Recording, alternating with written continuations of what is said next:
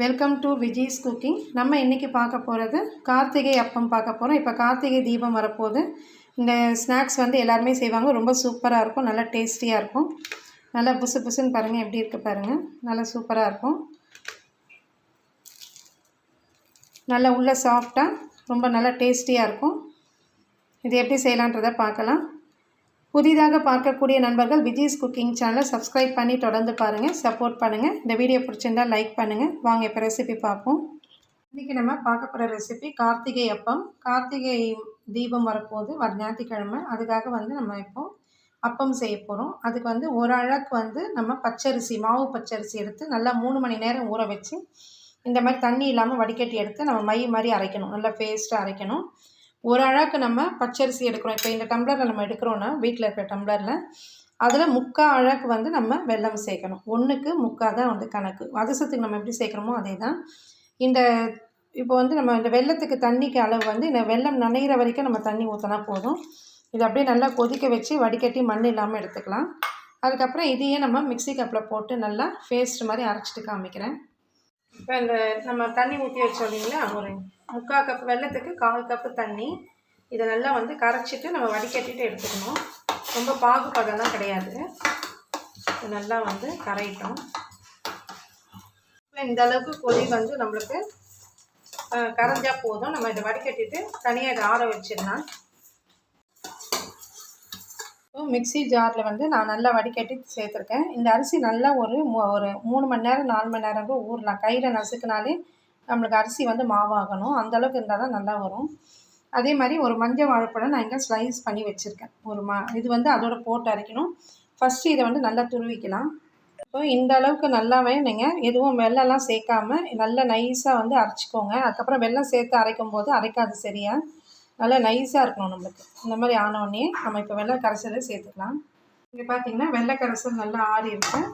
இப்போ நம்ம தண்ணிக்கு பதிலாக இந்த வெள்ளை கரைசல் ஊற்றி தான் நம்ம அரைக்க போகிறோம். அப்போ தான் நம்மளுக்கு பதம் வந்து கரெக்டாக வரும். கொஞ்சம் கொஞ்சமாக சேர்த்து நல்லா அரைச்சிக்கலாம். இங்கே பார்த்தீங்கன்னா நல்லா நான் நைஸாக அரைச்சிருக்கேன். நல்லா நைஸாக அரைச்சிட்டு நம்ம மற்றதெல்லாம் சேர்த்துக்கலாம். என்ன சேர்க்க போகிறோன்னா, இப்போ வாழைப்பழம் வந்து கட் பண்ணி வச்சு சேர்த்துக்கோங்க. ஒரு மஞ்சள் வாழைப்பழம், உங்களுக்கு எந்த வாழைப்பழம் வேணுமோ சேர்த்துக்கலாம்.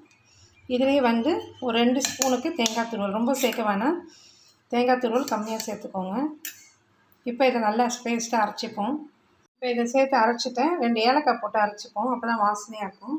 இப்போ பாருங்கள், எல்லாமே சேர்த்து நம்ம அரைச்சாச்சு. ஒரு கிண்ணத்தில் வந்து இதை இந்த பதத்தில் இருக்கணும். அப்போ தான் நம்மளுக்கு நல்லா குண்டு குண்டாக வரும். இந்த மாதிரி இருக்கணும். ஏதாவது வந்து ஒரு திக்காக இருக்கணும். ரொம்ப தண்ணியாக இருந்ததுன்னா உங்களுக்கு பிரிஞ்சிடும். இந்த அளவுக்கு இருக்கணும். அதனால் வெள்ளை கரைசலில் வந்து நல்ல வெள்ளம் நனைகிற வரைக்கும் ஒரு 1/4 டம்ளருக்கும் கம்மியாகவே நீங்கள் தண்ணி சேர்த்தா போதும். இப்போ வந்து இதில் ஒரு சிட்டிகை உப்பு கொஞ்சம் சேர்த்துக்கலாம். ஸ்வீட் வந்து கொஞ்சம் எடுத்து கொடுக்கும், டேஸ்ட்டும் நல்லாயிருக்கும். அவ்வளோதான். இப்போ நம்மளுக்கு இது ரெடி ஆகிடுச்சு. இப்போது ஒரு இரும்பு கடாயில் வந்து நான் எண்ணெய் ஊற்றிருக்கேன். அந்த எண்ணெய் வந்து நல்லா வந்து காயணும். நம்ம எப்படி அப்பளம்லாம் சொல்லுவோம், பொரிக்கிறதுக்கு காய வைப்போமோ அந்த மாதிரி காயணும். அதுக்கப்புறம் நீங்கள் லோ ஃப்ளேமோ இல்லாமல் ஹையாகவும் இல்லாமல் மீடியம் ஃப்ளேமில் வச்சுக்கோங்க. ஏன்னா விட்டவுடனே நம்மளுக்கு வந்து அது கலர் மாறும்.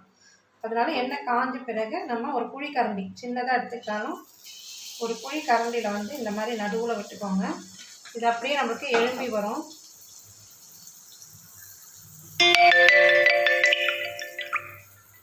பாருங்க, இப்போ மேலே நல்லா பூரி மாதிரி நம்மளுக்கு எழும்பி வருது. அப்படியே வந்து இது பண்ணிக்கலாம். மேலே கொஞ்சம் எண்ணெய் இது பண்ணிக்கோங்க. ஒரு சைடு நல்லா செவந்த பிறகு நம்ம இது திருப்பி விட்டுக்கலாம். திருப்பி விட்டுட்டு நம்ம அடுத்தது வந்து அதிலே போடலாம். பாருங்க, இந்த கலரில் உங்களுக்கு ஓரளவுக்கு கலர் ஆகிடுது. ரொம்ப கருப்பு எடுக்காமல் கொஞ்சம் கோல்டன் கலர் எடுங்க. ஆனால் உள்ளே வேகணும், அதனால் லோ ஃப்ளேம் மாற்றிக்கோங்க. இப்போ நம்ம லோ ஃப்ளேம் மாற்றிக்கலாம். இப்போ இந்த சைடு செவுக்கிறதுக்குள்ளேயே நம்ம இன்னொன்று ஊற்றிக்கலாம். நான் வந்து கொஞ்சம் குடவா எடுத்துருக்கேன் கடாய். நீங்கள் வந்து நல்லா புளியாக எடுத்துக்கணும். இது கொஞ்சம் ஃப்ளாட்டாக எடுத்துக்கிட்டிங்கன்னா நல்லா நீங்கள் ஒரு 2-3 ஊற்றலாம் அதுலேயே. பாருங்க, இப்போ இது ஊற்றுறேன், அதுவும் அப்படியே மேலே வரும். ஒன்றுக்கு ஒன்று ஒட்டக்கூடாது. அதனால் இந்த கலர் மாறின பிறகு தான் நம்ம ஊற்றணும். இது நல்லா மேலே எழும்பி வரட்டும். பார்த்திங்களா, அப்படின்னு உங்களுக்கு தெரியும், நல்லா எழும்பி வருது மேலே. இப்போ நம்ம திருப்பிக்கலாம்.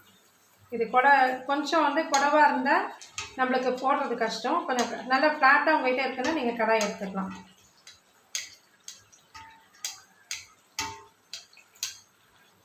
ஃபஸ்ட்டு விட்டது வந்து நல்லா சிவந்துருக்கு பாருங்கள். இந்த கலர்லேயும் எடுக்கலாம், இல்லை உங்களுக்கு இன்னும் கொஞ்சம் கலர் கம்மியாக வேணும்னா நீங்கள் எடுத்துக்கலாம். அது அழுத்தெல்லாம் வேண்டாம், அப்படியே எடுத்துக்கோங்க. பார்த்தீங்கன்னா தெரியும் நல்லா நம்மளுக்கு புஷ்ஷுன்னு வந்திருக்கு. இதை எடுத்து வச்சுட்டு நம்ம அடுத்தது இதையும் வந்து திருப்பி விடுங்க. இந்த கலரில் வேணாலும் நீங்கள் எடுத்துக்கலாம், ஆனால் உள்ளே வந்து நல்லா வெந்து வரணும் நம்மளுக்கு. இப்போ இதை எடுத்துகிட்டு அடுத்தடுத்து நான் போட்டுட்டு உங்களுக்கு காமிக்கிறேன்.